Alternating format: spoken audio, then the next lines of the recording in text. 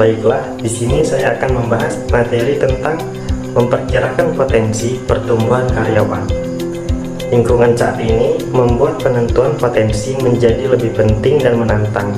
Ada 3 pendorong besar yang mengubah organisasi dan sifat pekerjaan.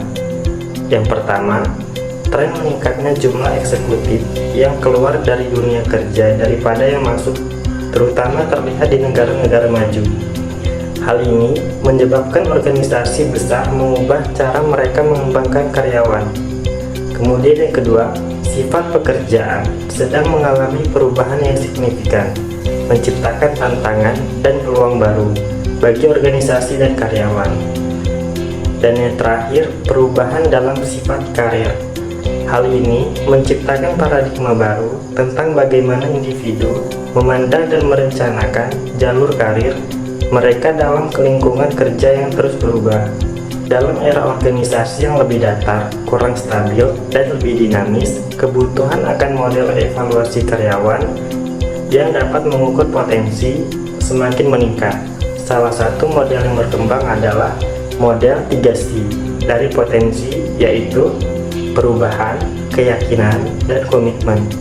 Melalui lensa perubahan, kita dapat melihat bagaimana seseorang karyawan menetapkan agenda perubahan.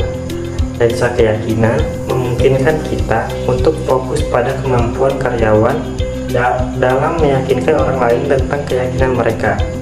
Sementara itu, lensa komitmen memungkinkan kita untuk menilai apakah karyawan tersebut memiliki kemauan dan kemampuan untuk berkomitmen, yang seringkali tercermin dalam tindakan nyata mereka. Dalam memperkirakan potensi perkembangan karyawan, pastikan Anda memahami dan menilai apa yang dapat mengagalkan masa depan karyawan. Salah satu indikatornya yaitu ketangkasan belajar.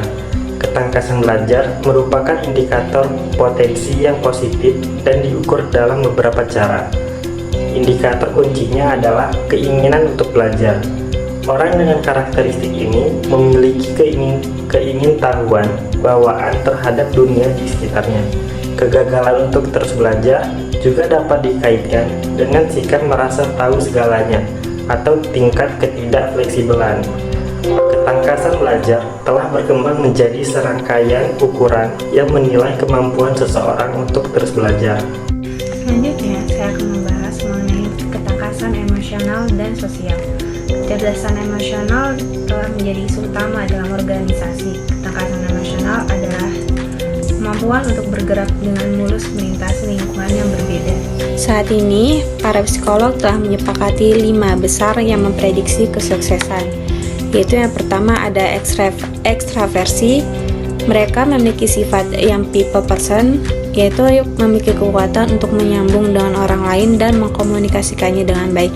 Hal ini memungkinkan mereka untuk mengidentifikasi dan mengambil keputusan yang baik berdasarkan informasi yang mereka dapatkan dari sumber-sumber luar. Lalu yang kedua ada keramahan. Mereka mampu memahami dan mengikuti perilaku orang lain yang memungkinkan mereka untuk memahami situasi dan mengambil keputusan yang baik. Lalu yang ketiga ada keterbukaan. Mereka mampu memahami dan mengkomunikasikan dengan baik dan memungkinkan mereka untuk memahami situasi dan mengambil keputusan yang baik. Yang keempat ada kesadaran, dan yang kelima ada neurotisisme. Mereka mampu memahami dan mengidentifikasi situasi yang menjadi masalah, memungkinkan mereka untuk mengambil keputusan yang baik. Hal ini memungkinkan mereka untuk mengidentifikasi dan mengatasi masalah sebelum mereka menjadi masalah yang sangat parah. Untuk memprediksi 5 skala ini, organisasi melakukan tes psikometri yang tujuan utamanya untuk mengisolasi orang-orang dengan pola yang diketahui tidak biasa dan bermasalah. Dan berikut ini merupakan saran membangun inventarisasi peran menurut pendekatan High Group. Yang pertama, apa yang dibawa oleh pemegang jabatan tersebut ke dalam peran tersebut, mengetahui pengetahuan dan keterampilan, yang artinya membangun inventarisasi peran yang dimulai dengan mengevaluasi peran mana atau proyek mana yang memungkinkan karyawan untuk menunjukkan dan mengembangkan potensi mereka. Dan yang kedua, jenis permasalahan yang perlu dipecahkan dalam peran tersebut, yang artinya titik penghubung antara faktor lain yang harus dipertimbangkan dalam inventarisasi peran adalah jenis keputusannya dan bukan masalah yang dapat dipertanggungjawabkan oleh peran tersebut. Lalu mengenai dampak terhadap organisasinya, yang merupakan elemen terakhir yang berguna untuk diperiksa ketika mengembangkan inventarisasi peran adalah di mana dampak keputusan terjadi.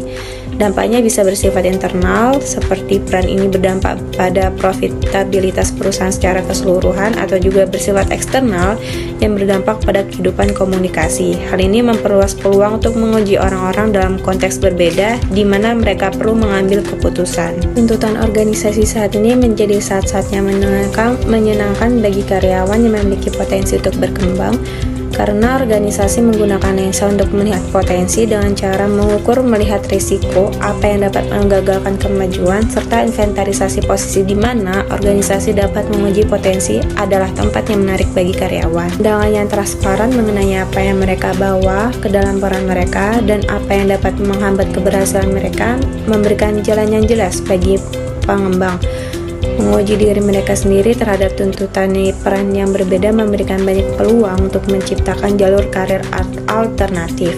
Bagi karyawan yang berpotensi, hal ini harus menjadi faktor yang memungkinkan umur panjang di organisasi. Mengukur evolusi keterampilan bakat penilaian di usia muda.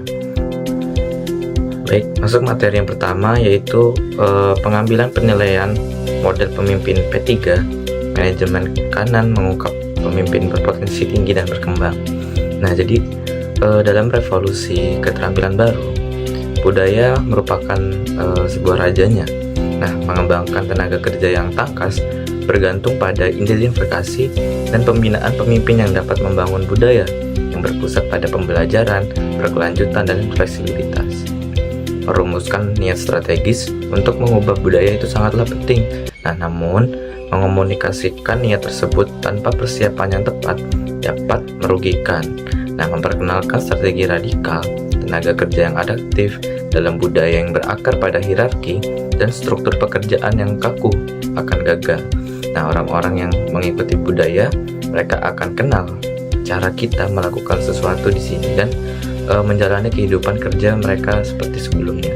Selanjutnya ada tabel 4 faktor pendukung kepemimpinan. Yang pertama itu ada brightness. Jadi brightness itu seseorang yang memiliki rasa ingin tahu secara intelektual dan pembelajaran yang tajam serta berkelanjutan. Lalu yang kedua itu ada adaptability atau kemampuan beradaptasi. Nah, jadi seseorang yang merasa nyaman dengan ambiguitas, kompleksitas, dan ketidakpastian. Lalu yang ketiga itu ada drive. Jadi drive itu seseorang yang memiliki keinginan dan energi untuk sukses. Lalu yang terakhir itu ada endurance atau ketahanan.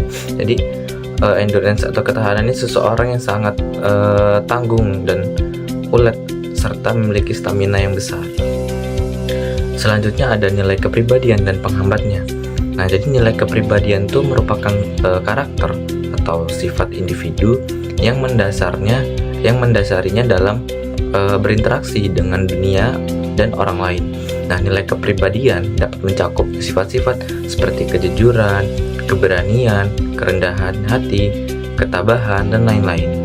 Lalu sebelahnya itu ada kemampuan dan perkembangan kognitif. Jadi kemampuan dan perkembangan kognitif itu merujuk pada kemampuan otak manusia untuk memproses informasi, belajar, memahami, dan menggunakan pengetahuannya. Nah, ini berkaitan dengan bagaimana pikiran manusia berkembang seiring bertambahnya usia, yang dapat diukur dengan berbagai tes dan evaluasi kognitif. Selanjutnya ada wawancara. Nah, jadi wawancara merupakan metode pemilihan pemimpin yang paling sering digunakan. Nah, metode wawancara seringkali kurang objektif karena terlalu sedikit analisis mengenai peran yang akan diisi. Nah, terlalu sedikit struktur dan terlalu sedikit perhatian yang diberikan untuk menilai pelamar secara sistematis. Lalu yang selanjutnya ada penilaian umpan balik 360 derajat. Nah, dalam penilaian umpan balik, evaluator mengumpulkan umpan balik dari mereka yang bekerja dengan kandidat dalam perannya saat ini. Nah, biasanya manajer, rekan kerja, dan bawahan langsung itu mirip dengan proses wawancara. Orang-orang yang terlibat dalam penilaian 360 derajat ini cenderung mempertimbangkan kriteria yang tidak dapat diandalkan ketika mereka membuat keputusan tentang bagaimana menentukan peringkat suatu pemimpin.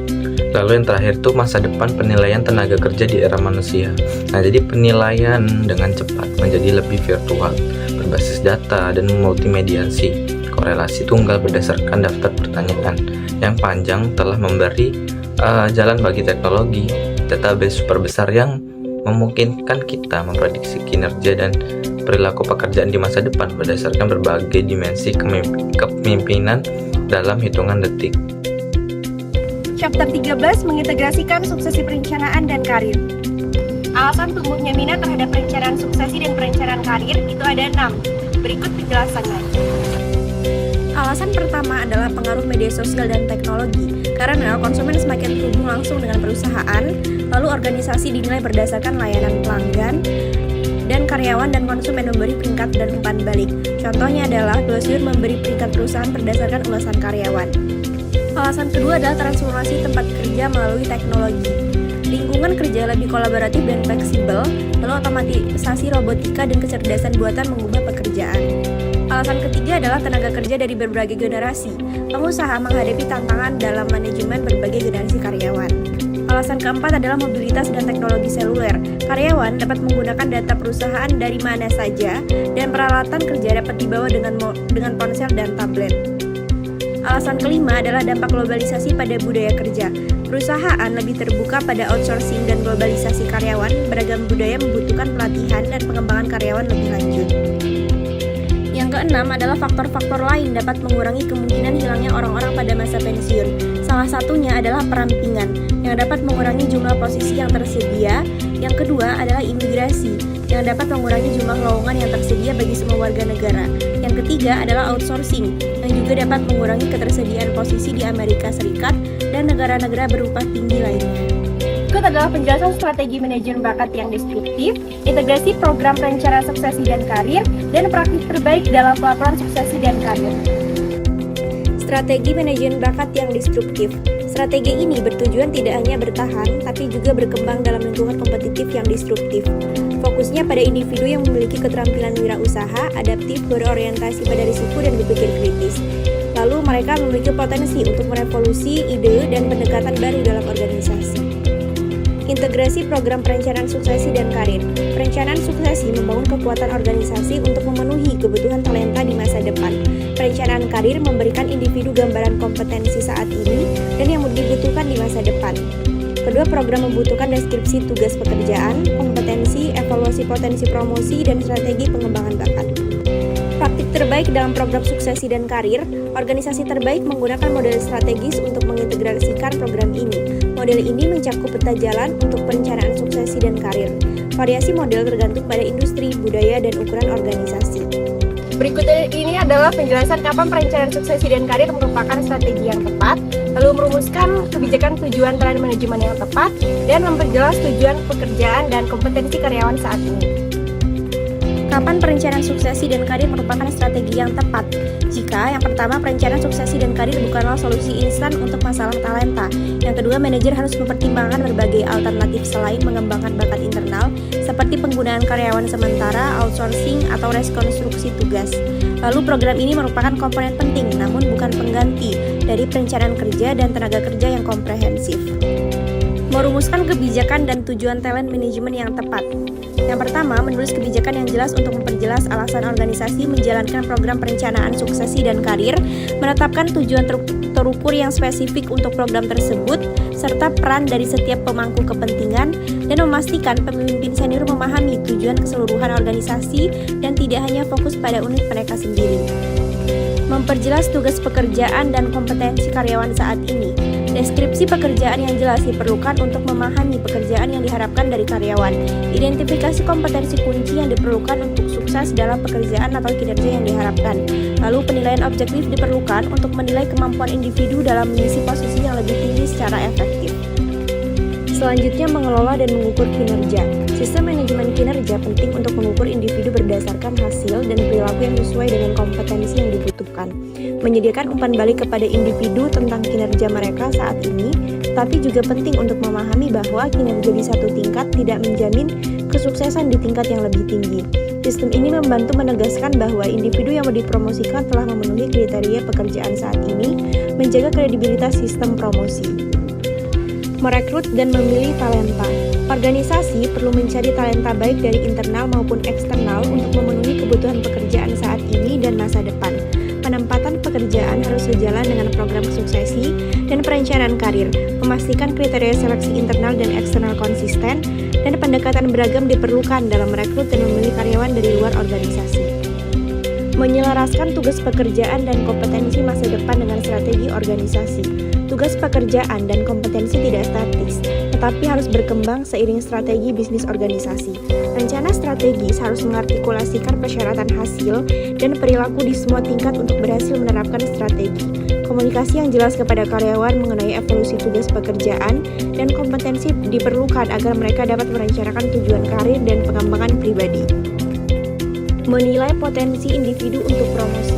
Banyak pendekatan yang digunakan untuk menilai potensi promosi ke tingkat berikutnya atau lebih jauh lagi. Di antaranya, yaitu peringkat manajer global, peringkat manajer dengan kriteria, penilaian 360 derajat, pusat penilaian, tes psikologi, penilaian portofolio, tugas peningkatan, rotasi internal atau eksternal, dan pratinjau pekerjaan yang realistis. Halo semuanya, perkenalkan nama saya Tiara Fesanti. Dalam kesempatan kali ini saya akan membahas perencanaan suksesi, tantangan dan solusi pada bab 14. Dalam beberapa dekade terakhir, banyak organisasi dan perusahaan memiliki bakat yang diimplementasikan meninjau pertemuan dan perencanaan suksesi untuk secara teratur mendiskusikan jalur karir dan organisasi karyawan kebutuhan bakat. Ini masih merupakan fungsi manajemen risiko baru bagi banyak perusahaan. Beberapa organisasi telah merasakan bahwa proses ini sangat bermanfaat, namun ada juga yang belum melihat hasil yang diharapkan. Jadi pertanyaannya adalah, apa kunci kesuksesan dan kendala apa yang harus dihadapi? Dalam bab ini kami akan membahas semuanya tentang tantangan-tantangan dan memberikan ide-ide untuk menghindari atau mengatasinya. Tantangan yang pertama adalah manajer dan karyawan tidak selalu menindaklanjuti tindakan pengembangan untuk mendat penerus. Jika manajer dan karyawan tidak menindaklanjuti tindakan pengembangan calon penerus, mereka tidak akan siap untuk posisi ketika lowongan tersebut kosong, dan organisasi kemungkinan akan merekrut kandidat eksternal dan mengeluh bahwa perencanaan suksesi tidak berhasil. Ada beberapa solusi yang dapat membantu masalah ini. Yang pertama adalah selalu minta para pemimpin bisnis mendiskusikan dan menyepakati kandidat penerus dan tindakan pengembangan bagi kandidat penerus dalam pertemuan tinjauan bakat. Lalu yang kedua, proyeksikan catatan tersebut ke layar proyeksi selama pertemuan perencanaan suksesi tinjauan bakat, sehingga semua peserta dapat melihat item tindakan pengembangan yang disepakati untuk mengembangkan setiap kandidat penerus. Lalu solusi yang ketiga, selama pertemuan peninjauan bakat, mintalah orang tertentu dalam pertemuan tersebut untuk mengambil tanggung jawab atas tindakan pengembangannya. Lalu solusi berikutnya adalah memberikan ringkasan tindakan pengembangan kepada manajer bisnis dan departemen pelatihan dan pengembangan setelah pertemuan tinjauan bakat. Solusi selanjutnya adalah mengadakan pertemuan singkat secara berkala untuk memeriksa kemajuan tindakan pengembangan sepanjang tahun. Lalu solusi selanjutnya, memberikan insentif dan konsekuensi untuk meningkatkan akuntabilitas kemajuan tindakan pembangunan. Tantangan yang kedua adalah pemimpin bisnis tidak memahami nilai pengembangan bakat dan perencanaan suksesi. Tidak mengherankan jika banyak pemimpin bisnis tidak memahami nilai bisnis dari pengembangan bakat dan perencanaan suksesi, karena strategi ini seringkali tidak disertakan dalam program gelar bisnis. Jadi, penting bagi profesional HR untuk memiliki kesabaran dan memberikan pelatihan serta perangkat bakat bagi para manajer mengenai topik ini. Solusi yang pertama adalah memulailah strategi suksesi Anda dengan sasaran bisnis, bukan sasaran talenta, dan pastikan bahwa metrik telah diidentifikasi untuk mengukur hasil. Misalnya, mungkin bisnis Anda akan membuka lokasi perusahaan baru di tahun-tahun mendatang. Bisnis perlu memiliki manajer yang siap memimpin fasilitas baru tersebut. Ini adalah prioritas utama suksesi talenta Anda, dan Anda akan mengidentifikasi dan mengembangkan kumpulan kandidat penerus talenta untuk peran-peran ini. Lalu, solusi yang kedua adalah berikan definisi dan kriteria seleksi yang jelas dan tertulis untuk calon penerus, calon karyawan berpotensi besar, calon ahli utama, calon karyawan berkinerja tinggi, dan seterusnya. Lalu, solusi yang ketiga adalah buatlah perangkat bakat dan situs intranet bagi manajer bisnis dan tim SDM untuk mengakses informasi, definisi, dan alat. Selanjutnya, ada tantangan yang ketiga, yaitu sumber daya memadai yang dibutuhkan untuk mencapai kesuksesan dalam strategi suksesi bakat kita tidak ada. Solusinya adalah, yang pertama, kita bisa membuat alasan bisnis untuk sumber daya yang kita perlukan untuk strategi suksesi kita, dengan mengidentifikasi tingginya biaya perekrutan eksternal. Salah satu langkah pertama yang kita ambil ketika bekerja dengan klien dalam strategi suksesi mereka adalah meminta mereka mengumpulkan data mengenai biaya perekrutan eksternal. Selanjutnya, yaitu solusi yang kedua adalah jelaskan risiko jika tidak memiliki sistem online manajemen suksesi untuk menyimpan dan mengakses data talenta. Jika kita tidak memiliki sistem suksesi talenta, kita dan manajer kita akan mengirim email berisi informasi yang sangat rahasia dan lampiran yang berisi informasi tentang karyawan dengan talenta terbaik kita. Selanjutnya, yaitu solusi yang ketiga adalah bentuk dewan talenta yang terdiri dari para pemimpin bisnis dan profesional SDM. Libatkan para pemimpin bisnis dalam mengarahkan strategi suksesi talenta kita dengan membentuk dewan talenta yang bertemu secara rutin untuk mengambil keputusan tentang strategi suksesi talenta dan untuk mengomunikasikan tantangan dan hasil. Dan solusi yang keempat adalah komunikasikan peran yang perlu dilakukan setiap orang untuk menciptakan kesuksesan dalam perencanaan sukses.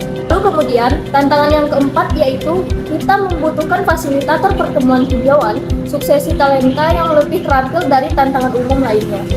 Solusi pertama dari tantangan ini adalah ciptakan sertifikasi fasilitator pertemuan tinjauan bakat internal yang memberikan pelatihan dan praktik yang dibutuhkan fasilitator agar percaya diri, kredibel, dan sukses sebagai fasilitator tinjauan bakat. Misalnya, seperti individu-individu ini perlu berpartisipasi dalam kursus pelatihan untuk memastikan pengetahuan yang konsisten dan menyeluruh tentang semua rencana strategis, rencana proyek, alat, dan konsep suksesi talenta. Selanjutnya, solusi yang kedua yaitu konsultan eksternal yang berpengalaman dapat digunakan untuk meningkatkan kemampuan organisasi dalam memfasilitasi lebih banyak pertemuan tinjauan suksesi talenta di seluruh perusahaan. Sama seperti sebagian besar organisasi yang sering mempekerjakan pelatihan eksekutif eksternal untuk memperluas kemampuan mereka dalam memberikan layanan pelatihan internal bagi manajer bisnis mereka. Organisasi juga harus mempertimbangkan untuk menyewa konsultan untuk membantu memfasilitasi pertemuan tinjauan bakat mereka. Tantangan yang terakhir yaitu kita tidak memiliki pilihan pergerakan karir yang cukup untuk talenta terbaik dan penerus. Solusinya yaitu ingatlah bahwa perencanaan suksesi adalah strategi manajemen risiko, bukan sekedar strategi penggantian karyawan. Oleh karena itu, kami ingin mencari berbagai cara yang dapat kami lakukan untuk melindungi organisasi dari kehilangan talenta, sekaligus berupaya agar karyawan tetap tertantang. Strategi-strategi tersebut meliputi menempatkan talenta terbaik dalam tim proyek lintas fungsi atau tim proyek menantang lainnya untuk membantu mereka terus belajar dan terlibat dalam organisasi. Selanjutnya, mendorong perpindahan karir lateral dan memberikan imbalan finansial kepada karyawan untuk perpindahan karir lateral. Selanjutnya, mendaftarkan talenta terbaik untuk mengembangkan dan memberikan kursus pelatihan yang berkaitan dengan bidang keahlian mereka. Dan yang terakhir, membuat tugas rotasi pekerjaan atau pekerjaan bayangan bagi karyawan untuk memberikan mereka pengalaman baru dalam pekerjaan. Selanjutnya pada chapter 15 kita akan membahas tentang perencanaan suksesi CEO. Sebelum masuk ke dalam materi, kita harus tahu terlebih dahulu apa itu CEO. CEO adalah peran tingkat tertinggi dalam sebuah organisasi. Dalam sebuah organisasi, seorang CEO tidak akan terus-menerus menjabat sebagai seorang CEO. Mendekati akhir karir mereka harus mempersiapkan bagaimana proses transisi CEO yang sukses. Oleh karena itu, pada bab ini kita akan membahas tentang 4 langkah dasar proses transisi CEO yang sukses. Mempersiapkan transisi, pilih penerusnya, latih penerusnya, dan berikan tongkat estafet adalah 4 langkah dasar dalam proses transisi CEO yang sukses. Transisi merupakan sebuah tantangan. Jika seorang CEO mampu mengemban tugasnya dengan baik dalam tongkat estafet kepemimpinan, maka sebuah organisasi tersebut akan berjalan dengan baik dan tahan lama. Nah, oleh karena itu, CEO sebelumnya harus menyiapkan peralihan dari CEO sebelumnya dengan CEO penerusnya sehingga umur panjang dari sebuah organisasi dapat dilanjutkan. Nah, ini merupakan sebuah tantangan dari CEO sebelumnya dengan CEO penerusnya, bagaimana mereka akan mempertahankan organisasi tersebut. Setelah proses transisi berjalan dengan baik, tantangan kedua bagi seorang CEO adalah memilih penerus. Nah, salah satu pencapaian terpenting bagi seorang CEO adalah mampu melakukan pengembangan terhadap CEO penerus dengan baik yang hebat. Nah, penerus CEO yang baik itu sebaiknya berasal dari internal perusahaan itu sendiri. Mengapa demikian?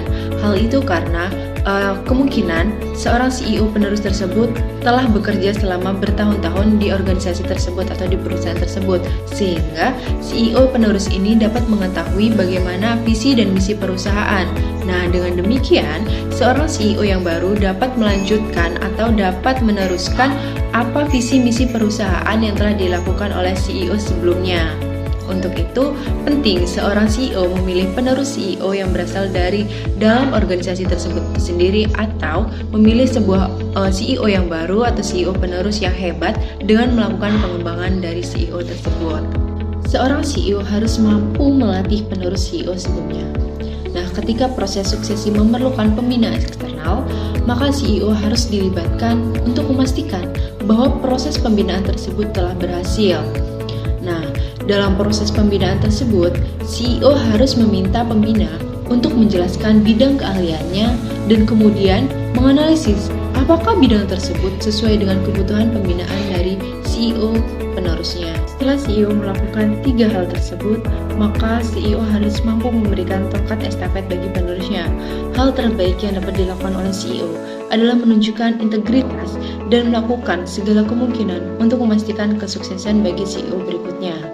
Nah, oleh karena itu, seorang CEO sebelumnya harus mampu memberikan amanah atau melepaskan bagaimana CEO tersebut atau CEO penerusnya untuk dapat melanjutkan tongkat estafet kepemimpinannya dengan lancar dan juga sukses.